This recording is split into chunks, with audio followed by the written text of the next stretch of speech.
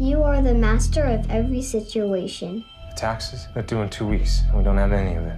You're not going to college or doing anything meaningful with your life.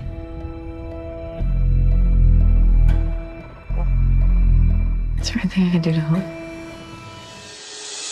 Welcome to the twisted world of an impoverished family in 1993 Pennsylvania, where Bonnie's violent history is haunting them. Bonnie is currently in prison for killing her controlling husband, leaving Harley, her oldest son, to handle the fallout and raise his 3 younger sisters on his own. Harley wants to improve his education, but his obligations prevent him from doing so. With a night shift ahead of him, he looks to his older sister Amber for assistance, only to be met with stern denial. He works arduous dead-end jobs in order to put food on the table and pay the bills. Happiness Amber sneers as she prepares for a date with an unidentified man. He looks after his sisters Misty and Jody while working at the nearby grocery, where he meets married woman Kaylee, whose life is very similar to his own, who may possibly be the ally. That night, he has to make it through this miserable existence. After a hard day of work, Harley wanders home exhausted, but just as he settles down to rest his weary head, the sounds of moaning from the living room startle him. He approaches to check and discovers his sister Amber on the couch with a stranger in an absolutely disgusting posture. He rushes outdoors in a fit of wrath and shoots a few shots into the air to scare the intruder away. Misty and Jody are startled out of their sleep by the sight of their brother and sister engaged in a contentious quarrel. Quickly disappearing, the stranger leaves Harley to make his last stand by setting the couch on fire. The following day, Harley and Jody visit their mother, who is imprisoned. Harley hasn't seen her in person before, despite the fact that it has been 2 years since she murdered her husband. Not wanting Misty and Jody to get into another argument on the way, he left her at home. Amber, on the other hand, doesn't give a damn. Harley thinks his mother is happy to stay put and be present, preferring the chilly confines of her cage over the comfort of her own family. However, as they are sitting face to face with Bonnie, Harley feels the weight of reality sink in and, in accordance with the judge's order, collapses in a panic attack. Harley starts seeing a therapist, who immediately recognizes his perception that his mother loves the daughters more than she loves him. Harley thinks it's because women can bear children, but men can just disappear, whereas women can. Harley and his sisters experience the nightmare of a monstrous father who tortured and mistreated them as children, and if he ever has children, he swears to marry the mother, not out of love, but rather out of feeling of juvie. Before the therapist can go any farther, Harley rushes out of therapy at the mere mention of their father's name, as Harley's sisters confess that Kaylee had stopped by leaving. The tension over dinner is evident when his sister, Amber, dangles a tempting proposition in front of him, a chance to escape the horrifying memories of his childhood by going on a date with one of her friends. Harley's world is turned upside down by a mystery present, but when he learns the girl is only 16, he is shocked. Without hesitation, he declines the offer. Harley stumbles across Calais once again during his late-night grocery shift and senses a glimmer of optimism. Harley begins to see hope at the end of the tunnel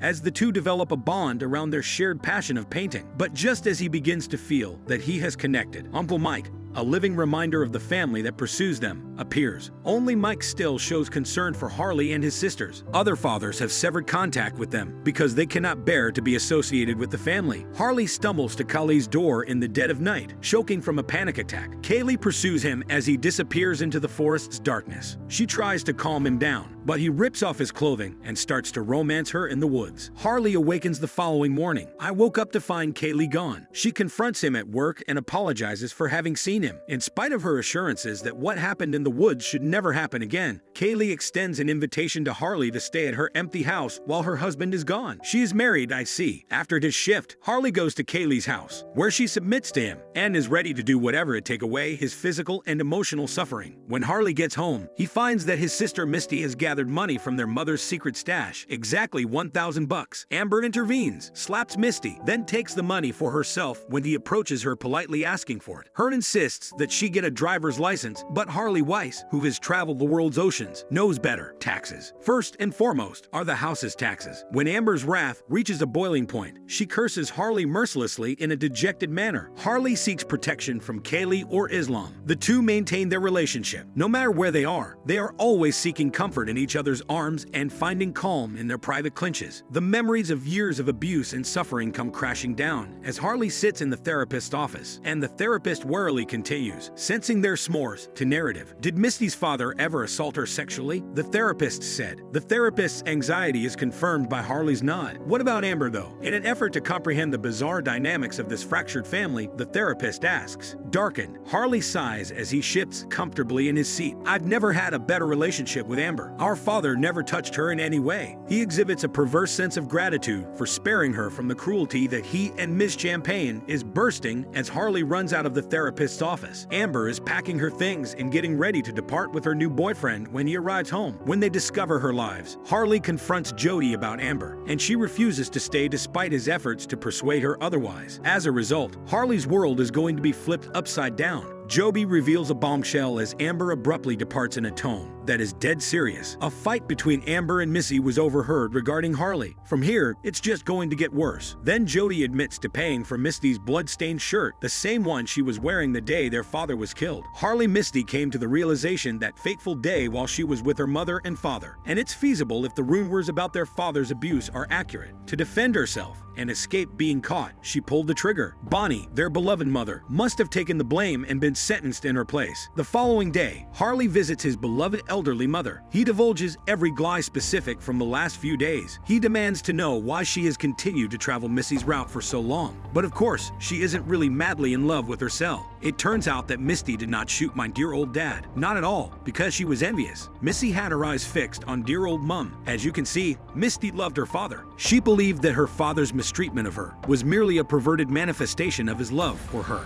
That scares me. Kaylee shuts Harley down by reminding him that he can't just barge into her life whenever he pleases, especially not with her husband around. Harley is shocked to his core as he realizes the extent of the deception that has been going on right under her nose. Fueled by anger and confusion, he storms over to Kaylee's house ready to confront her. She won't put her happy marriage at risk for the sake of a teenager who can't control his emotions. Harley and Amber run into each other at the grocery store one evening. She reveals that she is leaving Harley Wheeling and moving in with her new beau. But as he examines her more closely, he sees a dark bruise in her eye and decides to disregard his uneasy feeling. He inquires, does her new man hate her? And in an unfortunate turn of events, he even asks if she'd stay with him if he hit her too. Amber is taken aback, but has a ray of optimism. Her eyes have sparkles. She interprets Harley's query as an invitation, leaving her abusive boyfriend and starting a relationship with Harley. Instead, Amber is laying in his bed like a devil in disguise the morning after Harley awakens from a nightmare. She is not appalled, but he is. To make it all feel more genuine, she reaches out to touch him, but he pushes her away. Amber's voice cuts through Harley's thoughts like a stab to the heart as he stumbles out of the room, haunted by what transpired the previous night. You are not loved by Kaylee. She is closer than I am. Harley feels absolutely repulsed. The traumatic event's recollection resurfaces. With a shaking voice and a frantic need for answers, he walks into the therapist's office. The dark secret has been with Harley divulges for a long time. He remembers how Berg would sneak into his bed at night to find solace as she shook in terror of their violent father. Harley did not, however, halt her. The fear had paralyzed him as well. The therapist patiently explains that they were only survivors while listening with empathy. I caught every word of your youngest child's conversation with the Amber newsflash when Harley trudges back to the family about Misty Sears. We are all made of the same twisted material, honey, adds Misty Cloth. I'm sorry.